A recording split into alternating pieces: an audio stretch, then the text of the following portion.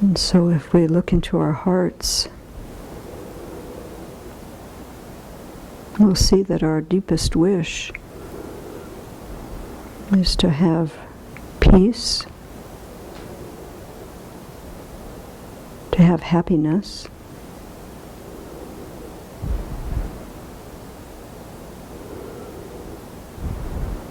that's true for every living being. And we come together today to share the Buddha's teachings because there is a path to finding this peace, finding this contentment, this happiness that we all are searching for.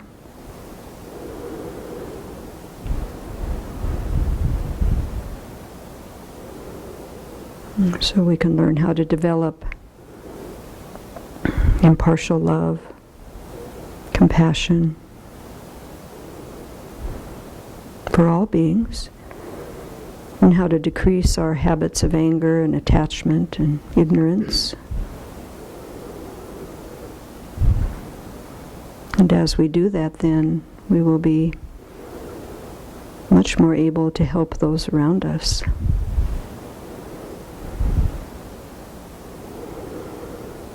And so let's share the Buddha's teachings today with open heart and open mind,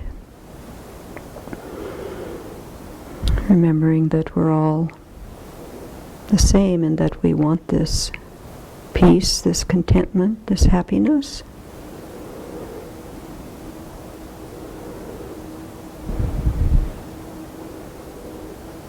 And we do this for the benefit of all beings.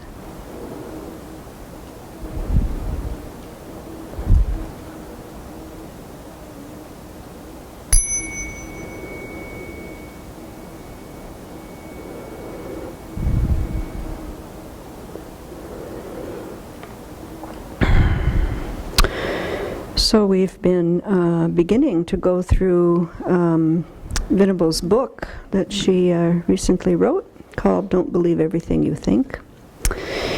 And this book is a commentary on Tongmei Zangpo's text, The 37 Practices of Bodhisattvas. And he wrote this root text in Tibetan several hundred centuries ago. And the beauty of this text is that what he wrote is very applicable to our day-to-day life. And so there's much that we can learn from these really ancient writings.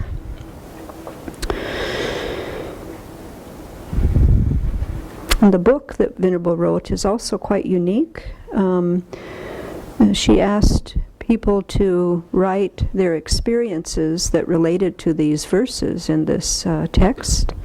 And so not only do we have her commentary, but we have stories from people just like you and me, how these verses affected them and how they apply them to their lives.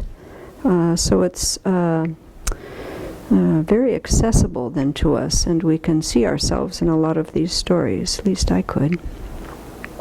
So it's quite helpful. So today we're on verse 3 of the 37, but I thought that I'd go over the first two verses just briefly so that we all kind of have a context. So the first verse is, having gained this rare ship of freedom and fortune, here think and meditate unwaveringly night and day in order to free yourself and others from the ocean of cyclic existence. Now this is the practice of bodhisattvas. So first it's probably helpful to know what a bodhisattva is. This is somebody who has the strong intention to with this altruistic intention to become a Buddha, become fully awakened, so that they can help all other beings. And then this rare ship of freedom and fortune, what's that? So the rare ship is really our body and mind. we have these freedoms and fortunes that allow us to transform our minds, allow us to change. And if we apply methods that the Buddha taught, then we can actually become fully awakened. We can become a Buddha. We can decrease and eliminate all of our afflictions, all of our emotions that bring us such pain and suffering, and develop our good qualities to perfection. And to really think about that for a little bit is quite inspiring, actually. I mean, when you think about in your day-to-day life, to live without ever having anger or irritation or frustration again. I mean, just even try to open your mind to that. You know, what would that look like? Or not to be attached anymore to things. And then all of that space that would open up because of that, then we could develop this quality of love and compassion for every living being. This really vast mind. So that's what our potential is. Every one of us here in this room. Every living being, actually. But because we're human and we have a mind and we can think, we have much more opportunity to take the Buddha's teachings and to practice and transform. So these are some of the freedoms and fortunes we have. I mean, if you just think about it, you know, if I was a cat, like we have 2 cats live here, they're around the teachings all the time, but they can't do a whole lot with them. Yeah, but we hear the teachings, and we can choose to practice doing something different. We can practice making a different choice day to day. So it's quite a fortune that we have this precious human life. We also live in a country where we have access to these teachings, and there aren't any laws that say that we can't study what we want or practice what we want. And that's certainly true in places in the world. And so we have this access to these beautiful teachings. Also, the teachings haven't been lost over time, so they're still accessible. And then we have our senses. We have a brain that thinks. We can learn. Some people don't have that. We haven't done actions that are so despicable that we're shut away in a jail somewhere, or, you know, have no access, or our mind is so confused that we can't actually even bring these teachings in. And we live in a place where people are dedicating their lives to studying and practicing these teachings. And then there are other people that support people that dedicate their lives to these teachings. So it's really quite a wonderful circumstance if we let our minds think about that. And we have to train our minds to think about that. Usually we're thinking about what we don't have or what isn't going right. Yeah, that's kind of the habit. So it's quite helpful to think about what is open in front of us, what we do have access to. And then the second verse, here think and meditate unwaveringly night and day. So here it starts to show how for us to become like a Buddha, to transform ourselves, there's a certain method to do that. And so we hear the teachings, we think about them deeply, and we meditate on them. And over time then, that starts transforming how we behave, how we act.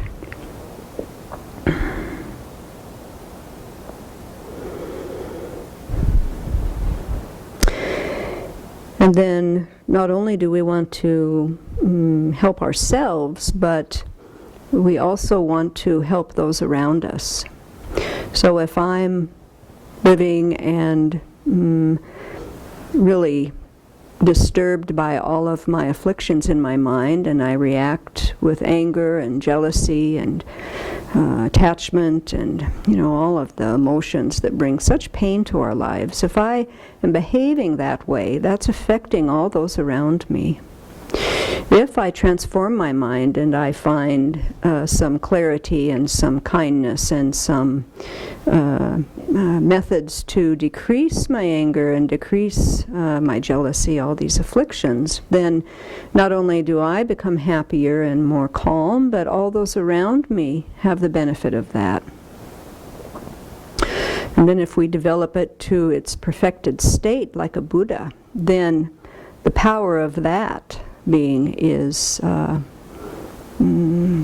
think, almost unbelievable to our minds. But it would be somebody that knows how to help in every moment, with every situation.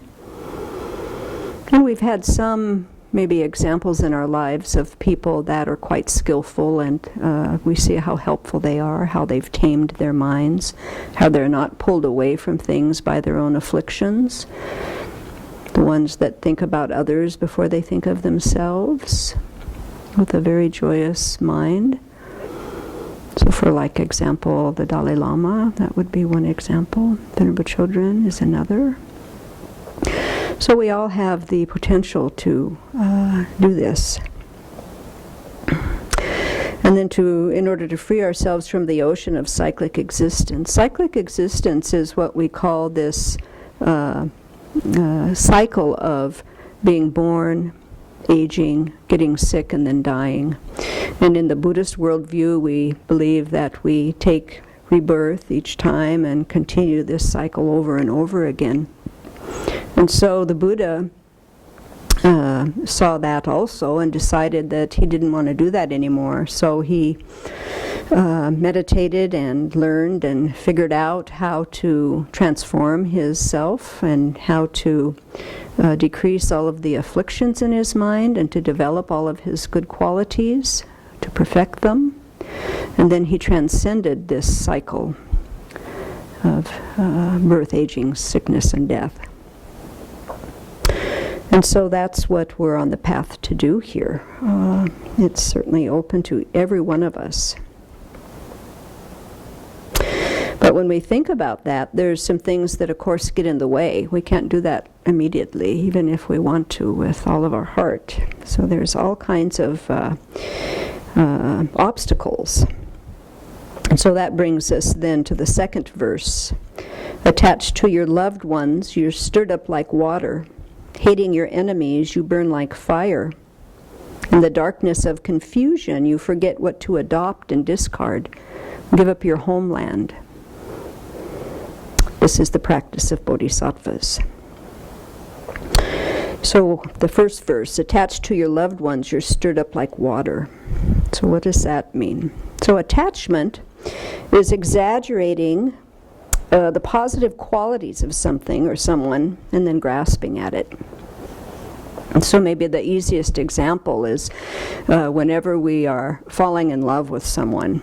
Really, it's not falling in love, it's kind of falling in attachment, actually. But when we're all excited and when we think about that person, we just think about all their good qualities and then we exaggerate them and we ignore any of their qualities that aren't so perfect, that maybe need some work. We don't even see those.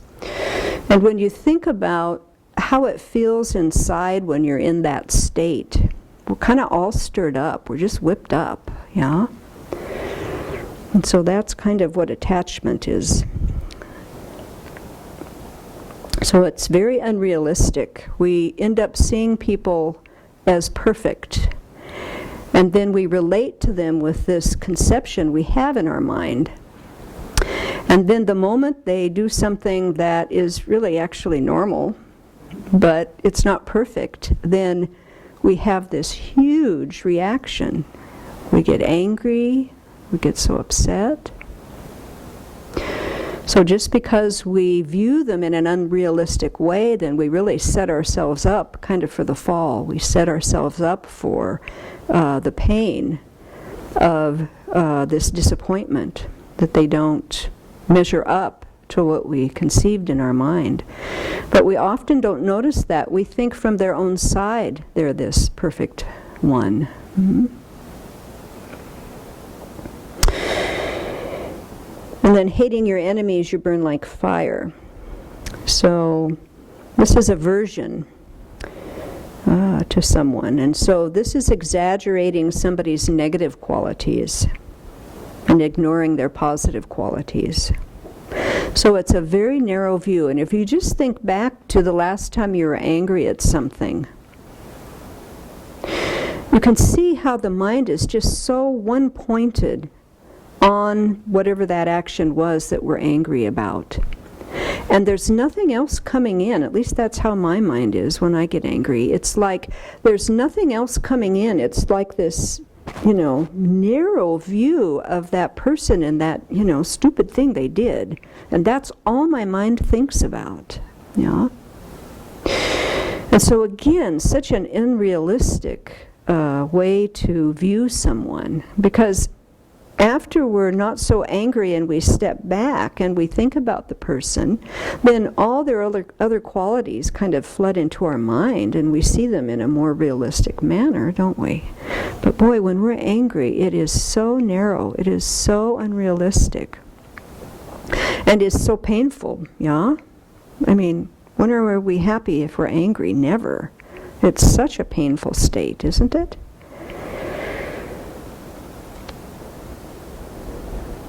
And when we're in that state, I think the most painful thing about that is we're so separate.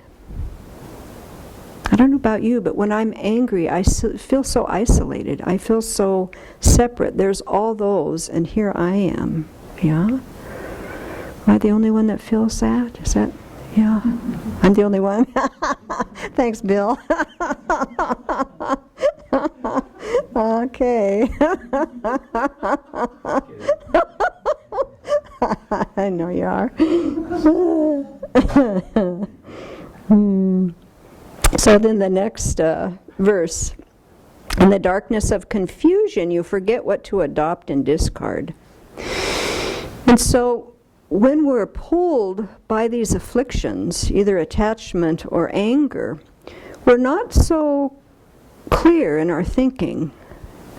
And so it's easy to get confused, and it's easy to make a choice and start going down, doing a certain thing that ends up creating more pain for us.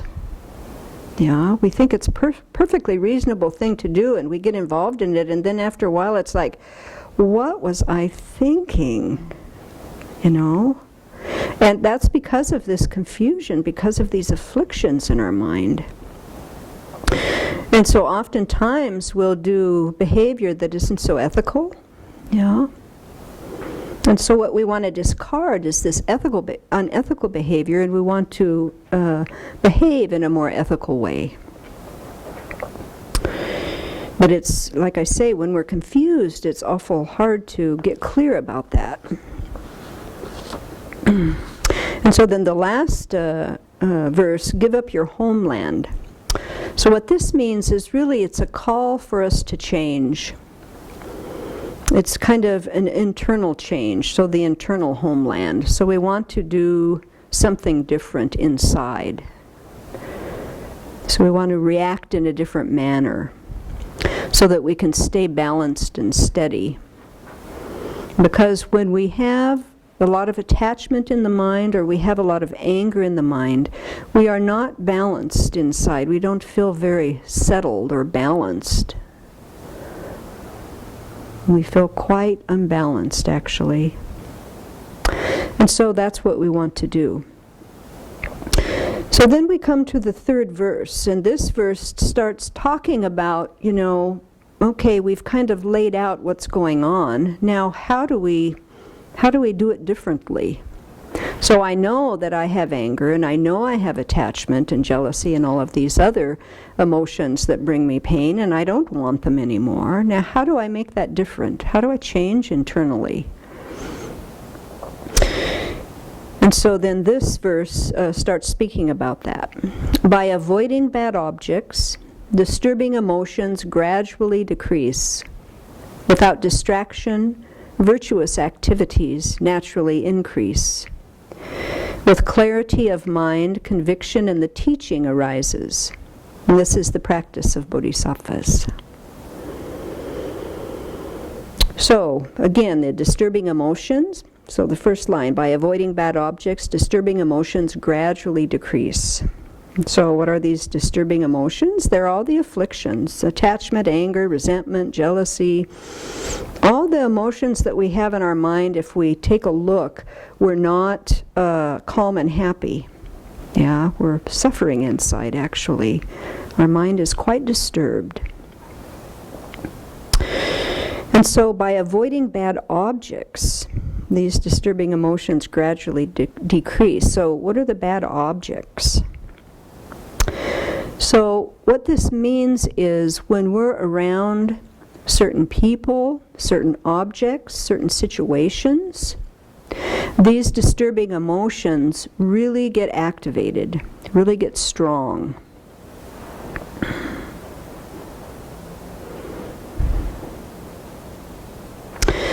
So I think, at least for me in my life, when I think about my life, before I started meditating and met the Dharma, I wasn't so clear about what disturbed me, other than I would be in a situation, somebody would do something, I would get angry, and they're the jerk. You know? I mean, that's kind of how I thought. I put it all outside, all external always, you know. It's the situation, it's that thing, it's that person. If they or that had been different, then I would have been different. I would have reacted different. I did that for many years, and I had a lot of disturbing emotions for many years. Yeah, so it was not a very helpful way to think or react.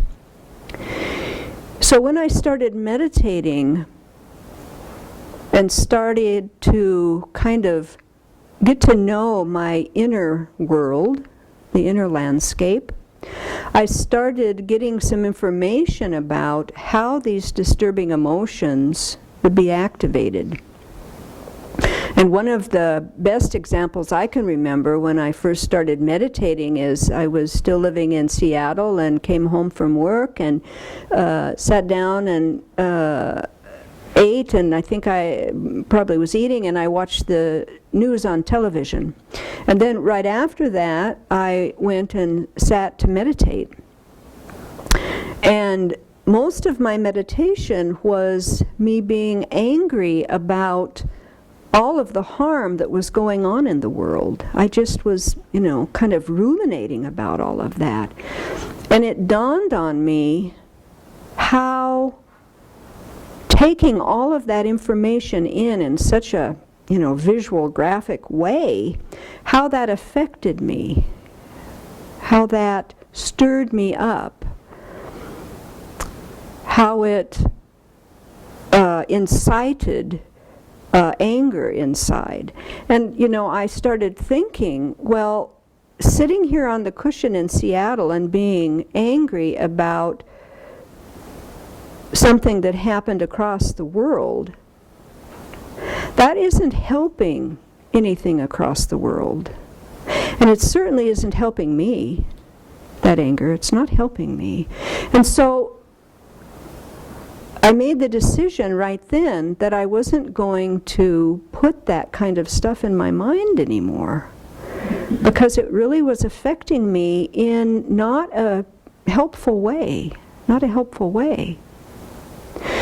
And of course, you know, then you think, well, gosh, if I don't know what's going on, you know, I'm going to be really dumb, and people will talk to me and I won't know what's going on in the world, and I'm going to miss something that's really important. Well, you know, what I found over time was if there was something big that happened, somebody would tell me.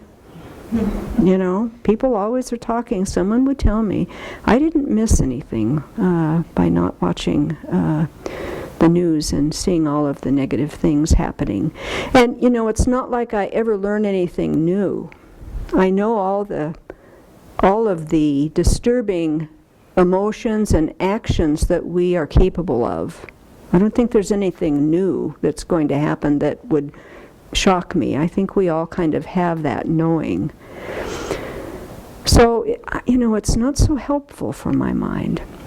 And of course, you know, the beauty of the Buddha's teachings is I can say that for me. I don't know about you, but if you start meditating and sitting on the cushion, you can start doing your own investigation and figuring out the choices you make, how that affects your mind, how that affects your heart. You can make that decision.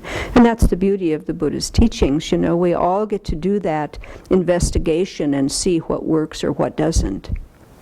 And, you know, if we keep coming back to this deep, deep wish we all have to find some clarity and some peace inside, to find some joy, to increase our positive qualities, if that really is what you're looking for, then to do this investigation, to let yourself sit on the cushion and really get to know yourself and know what goes on and know how you react to what you put in your mind and heart is quite helpful.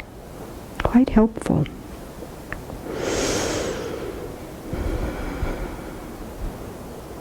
Sometimes it's the people that we're around that a lot of anger comes up in our mind. And often what we do is we say, you know, they made me angry. And you know, no one can make me angry. Angry comes from inside myself. I'm the only one that can make that happen.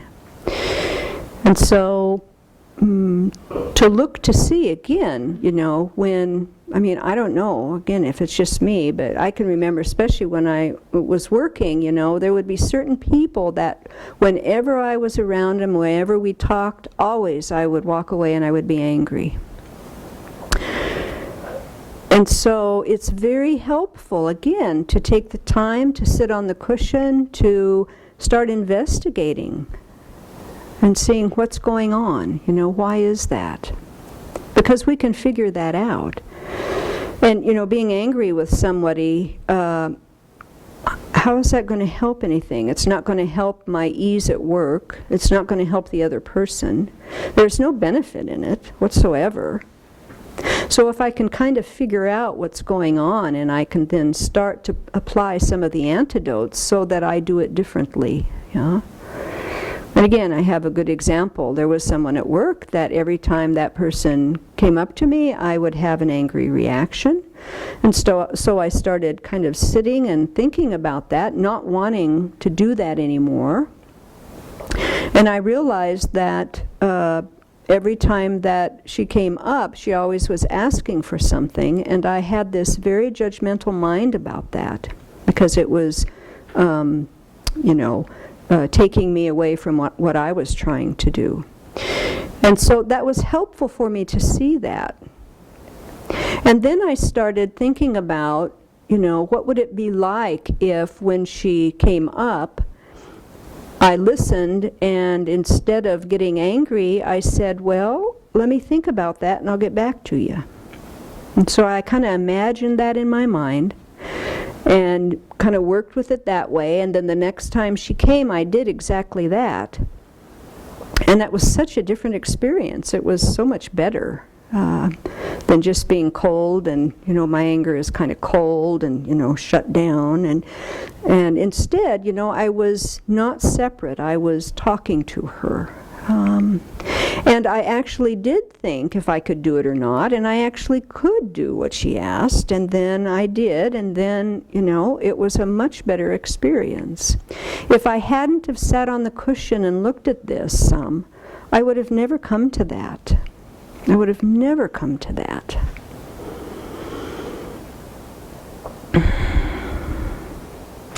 And so making choices about what we choose to do with our time and how that then affects us is really helpful, really instructive. And if we are continually busy from one thing to the next and continually distracted by all the things out there that can distract us,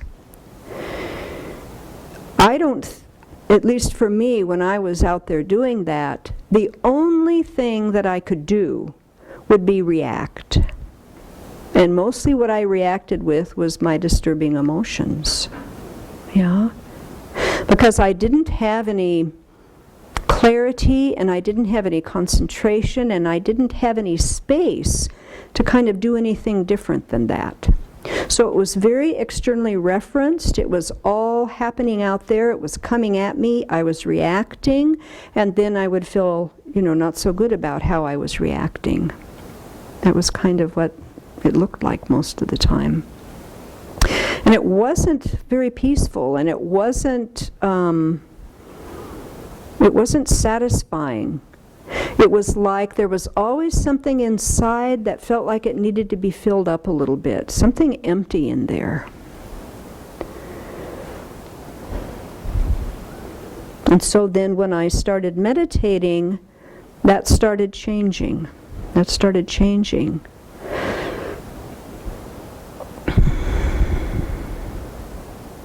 And so when we make choices to not be so distracted with all the external things, and like the media, the advertising, it's telling us all the time, we need to get this thing and then we'll be happy, we need to look this way, then we'll be happy. All of these external things, if we just get them, do them, then we'll be fine. And I did that for many years, and I wasn't fine. And I would then feel the disappointment of it, go to the next thing, try that, put that down, go to the next thing, whatever it was. That gets kind of old after a while, So by meditating and really understanding internally how we operate and what we really want and how we can get that, and we have this path laid in front of us from the Buddha on how to make ourselves peaceful and calm and loving and not so whipped up and disturbed all the time. So when we start laying down these distractions, we immediately start having more time. What are we going to do with that time? Well, we can meditate. We can think and learn and read about the Buddha's teachings. And then we can try it out and see, well, does this work or doesn't it? The reason that I'm here today dressed like this is because I did exactly that, and everything I tried worked. Everything I tried made sense. Over time, I see how I have transformed. I see how I am different. I see, I'm certainly by no means anywhere near perfect. But compared to how I was before, compared to now, there is a big difference. And it's because of meditating, learning about how my mind works, getting very clear about exactly what I want to do in this life, because this life is quite short. Yeah. And also, we are such creatures of habit. If my habit is to get irritated and angry and attached at all the things that come at me, at the time of death, how is my mind going to react to that? Same way. I don't want to do it that way, and I don't have to, and neither do you. We can do it differently.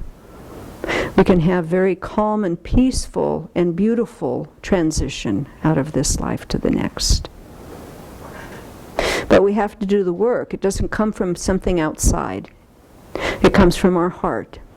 It comes from us doing the work moment by moment, to deciding that I don't want to be angry anymore and I want to do it a different way. Learning this method, working with my mind, trying it out, messing it up again, coming back, getting on the cushion, looking at it again,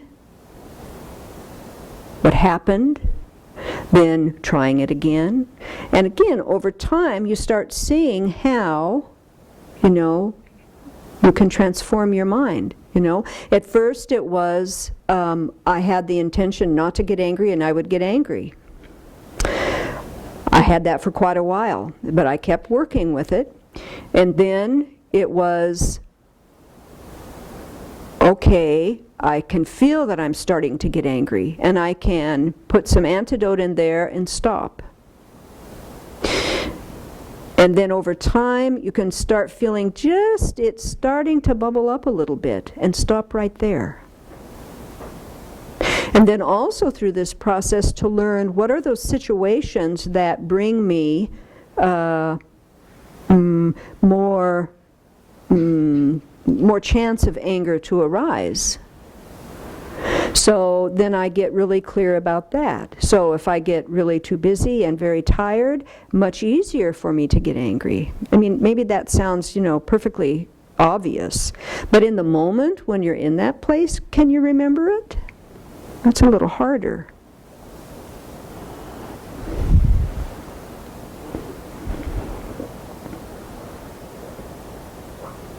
So making our mind or our life meaningful through meditation is quite a skillful means. Because if I want it to be different for me inside, why the heck am I always looking outside? It's quite interesting. If I want it to change inside here, why am I, griping about the person out there when what they did? That's not going to change the inside. If I want to change the inside, I have to look in. I can't be looking in if I'm running around in the car all the time, doing the next thing, getting very active, busy, busy, busy, busy. Because the world out there is never a time where there's not going to be something else to do. If I let myself just go with that, pretty soon then you're on your deathbed. Yeah?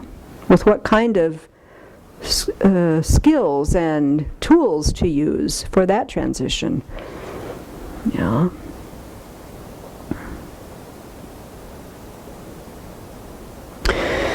So I think the other thing is that it's really important to keep remembering that we have the potential to make this change and to continue to grow and change and develop.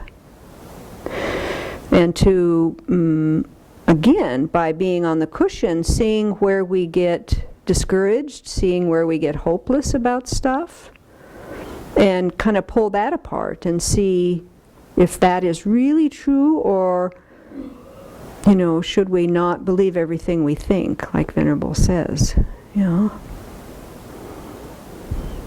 It's so easy for us to be our own worst enemies when we're working with our happiness or our pain in this life. And so then the last verse is, with clarity of mind, conviction in the teaching arises.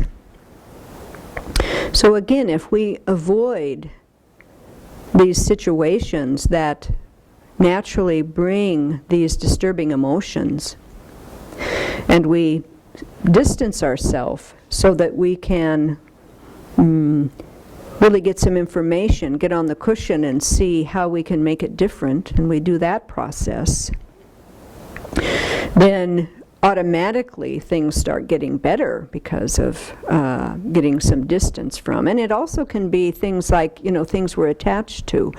If I'm attached to certain things and I can't really control myself, then let me not get around those things, And like the gross example would be, if I'm addicted to alcohol or something, I'm not going to meet somebody in a bar to talk then.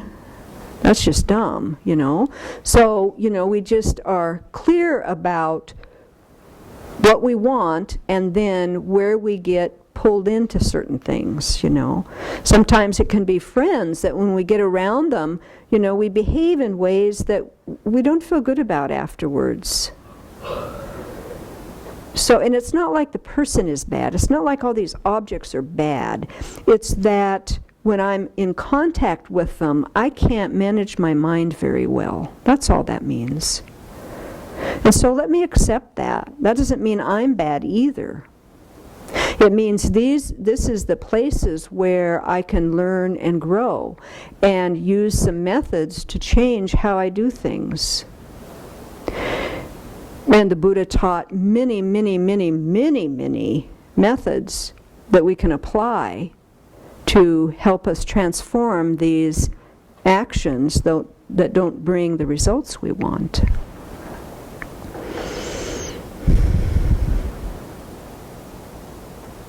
As we meditate more and more, we get a clarity of mind. We get more concentration. We can make more sense out of what we're doing, why we're doing it, and how we want to change that. That's the vast potential that we're tapping into. And that potential is, there is no limit to it. There is no limit to it. And we even know that in our life. We don't think about it very often, but, you know, when you think about what your capacity was when you were 3 compared to now and what you've learned in between, it's quite astounding, actually, if you think about it. You know, in this country, we think about what we haven't done and what we screwed up. We don't think about all those things that we've mastered, all those things that we've learned. But if you think about that, you know, the mind is astounding. There is no limit to what we can't do. And so then when we sit on the cushion, we see what are those things in our mind that tell us we can't do it. And then we have the Buddha's teachings that we try it out and we see it actually works. So then that gives us some fuel to keep going and do again, do more. And so with the Buddha's teachings, you know, it's really a process of investigating, trying it out, and then seeing how it works. So we don't take anything on blind faith here. It's very practical. We try it. Does it work? Good. Keep going. You know?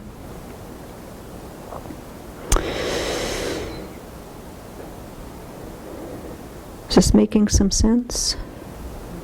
Yeah. How about any questions or comments? Yeah. I'm just a bit confused with the concept of meditation. Mm-hmm. I've so often heard, meditating is quieting your mind and being still. Mm-hmm. And then you mentioned a few times today that you've meditated on certain concepts. Mm-hmm. So can it be both? Yeah. Yeah, it's both. So we do a calming meditation so that we can kind of get our mind into control because, again, because of how we live, we're so taking everything in from outside. Then when we sit, then the same thing happens, even though we're not around all these things. So it's a very busy mind. So we have to put some time in to start calming our mind down so we can use it in a different way. Then once we get a little calmness, then we can start looking at what's going on and start analyzing and applying these methods to start transforming how we actually think and behave then. So it's both. Yeah. Yeah. I wonder if you could speak to anything about, you spoke about managing our own emotions and identifying and knowing where they're coming from and taking responsibility for those Mm-hmm. on our own. I was wondering if you could speak to anything about also managing or not taking responsibility for others' emotions, giving them the freedom to have their own emotions. Mm-hmm. Mm-hmm. Yeah, that's a complicated one, isn't it? Yeah. I think, again, by meditating and really thinking about what exactly is my responsibility And I think sometimes that pattern gets built in our mind through the families we grow up in when we are blamed for other people's difficulties or whatever. So that's that's kind of a common one. So we have to kind of unlearn by just checking up to see what is mine and what isn't. And we do that by going inward again and asking ourselves, what was my intention? What was my motivation? If I did something to try and help someone and they get angry at me, does that mean I did something wrong and I should take responsibility for that anger?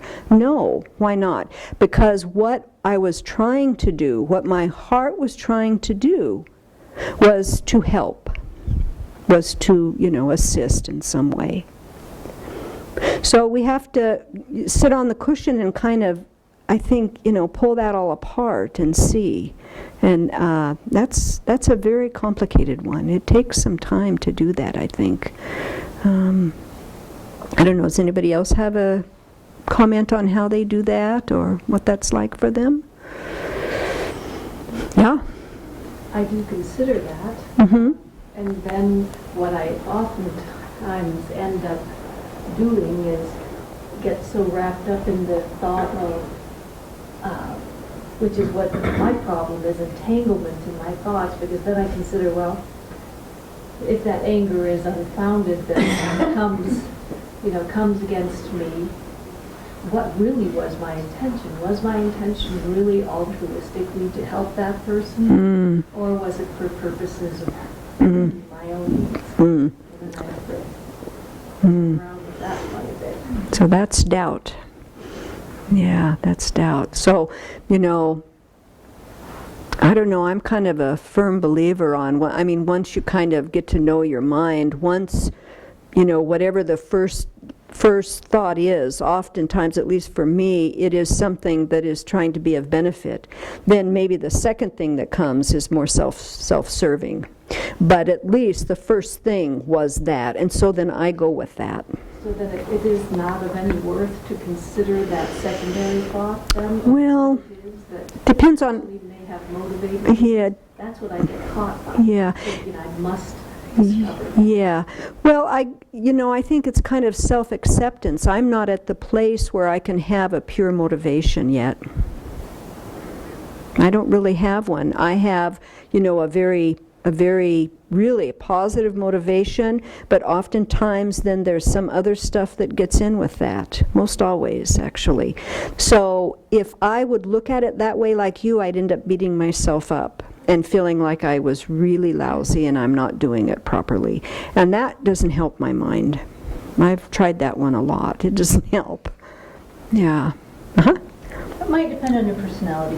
Yeah. Because being a people pleaser myself, Mm-hmm. there's always room in my own mind to double check, especially if I'm disappointed in the result that I get. Then it's very important, because I know myself, it's very important that I turn around and look and go, okay, where's your disappointment coming from? Was the motivation, okay, maybe the motivation was really clear, but there is also, just because of my personality or my whatever, my habit, my mental habit is what it is, there's always wishing that someone would appreciate it.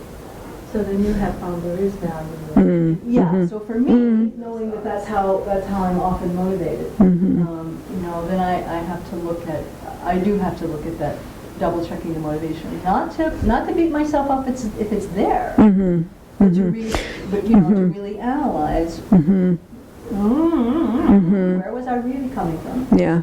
And how then, having seen this, how can I check myself before I act? Or, how can I try to remove it beforehand? I mean, it's a practice. But yeah. So, and, as Jimmy said, because you know your own mind, you know what you need. Yep. In this mind, it's helpful. Yeah, so we all have such different minds. So that's the value of sitting on the cushion and to doing this investigation, because then we see what will work and what won't. And we do that by practice, trying it you know. I mean, I've tried that one. It doesn't work for me, so I don't do it. Yeah, you've tried it. It works for you. That's lovely. The other piece that I've kind of uncovered in the past few years is that just because my motivation was self-serving, it doesn't mean that I stopped the offer. Mm-hmm. Yeah. When we Yeah. really get honest with ourselves, when we try to benefit somebody and we realize that there's a little bit of an agenda underneath it, it doesn't mean that we stop what we were trying to do. Mm-hmm. See, the motivation is separate from the action. Mm-hmm. It's the motivation that matters, but it doesn't mean that we stop Mm-hmm.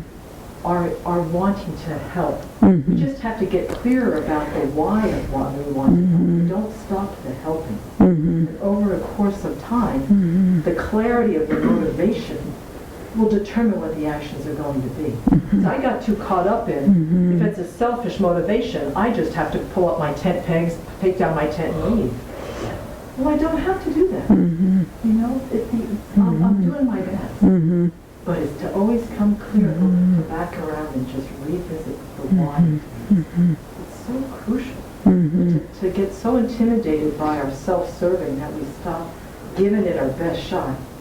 The whole world would be absolutely devoid of any type of charity or any type of goodness because we're kind of coming from this mixed bag. Mm-hmm. We just keep making sure we look in the bag, picking up the stuff that Yeah. Another piece here too that I need to finish about the people pleasing point of view. Mm. Just because the person isn't happy with you does not mean you had a bad motivation. Yeah.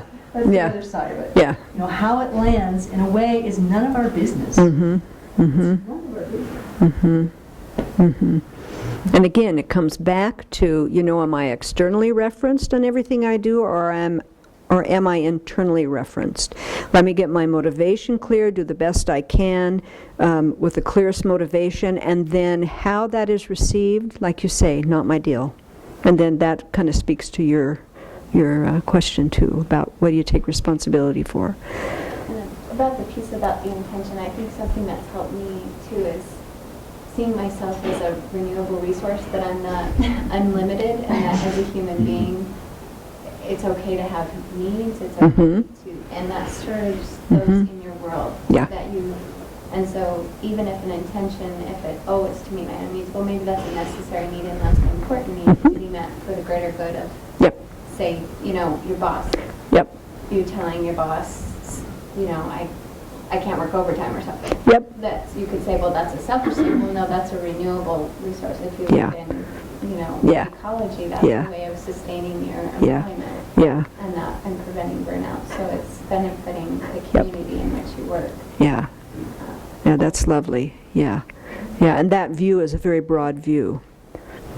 Yeah, whenever we can open our mind and have kind of a broad view, then we can come to this clarity, I think. So, yeah, that's lovely. Where I still struggle is that, so if I've uncovered in my mind that my intention is for that, Mm-hmm. and the person that, say, the boss has done that, Mm-hmm.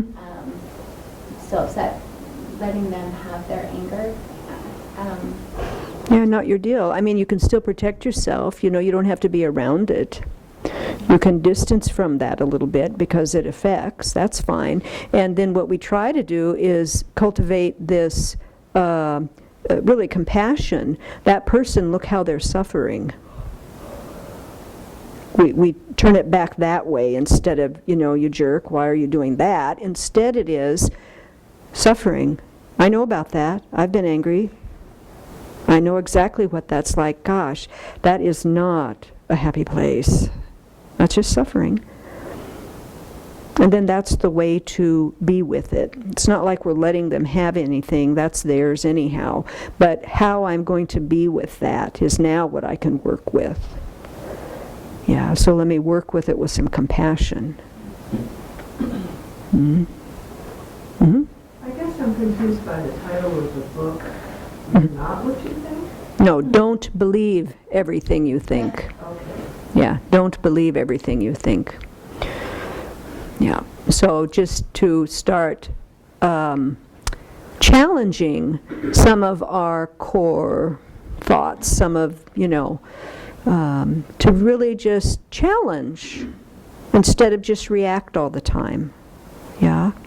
I mean, if I don't challenge when I'm angry at somebody and I think they're an idiot, I'll probably keep that very solid idea that this person's the idiot and write them off. That's not helpful.